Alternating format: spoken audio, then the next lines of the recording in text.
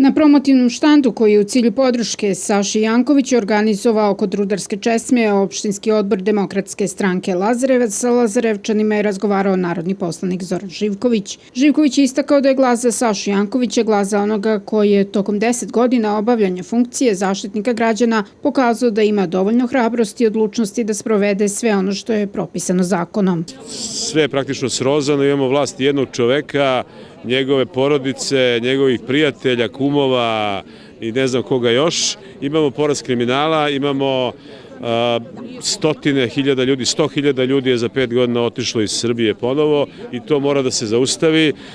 Funkcija predsjednika nije takva da može da promeni nešto čudotvorno u ekonomiji, ali može da uvede red u državi, a kad je red u državi onda ide i ekonomija i investicije i plate. Narodna poslanica Nataša Vučković je još jednom pozvala građane da izađu na izbore i uzmu sudbinu u svoje ruke.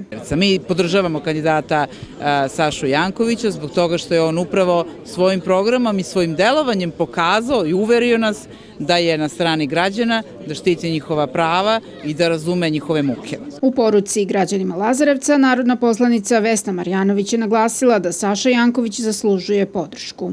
Mislim da je Saša Janković u svom dosadašnjem radu i u svojim javnim nastupima pokazao da se principijelno zalaže za poštovanje institucija, za poštovanje ljudskih prava, a to nije samo jedna, da kažem, floskula ili lepa rečenica, to zapravo znači da zakoni važe jednako za sve, da građani imaju pravo i na normalan život, i na posao, i na zaštitu svoje privatnosti, svojih sloboda, da deca njihova mogu da rastu u jednoj normalnoj zemlji.